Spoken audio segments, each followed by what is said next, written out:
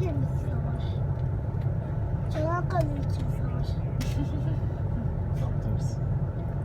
Evet. Alay gitti. Bak çünkü orada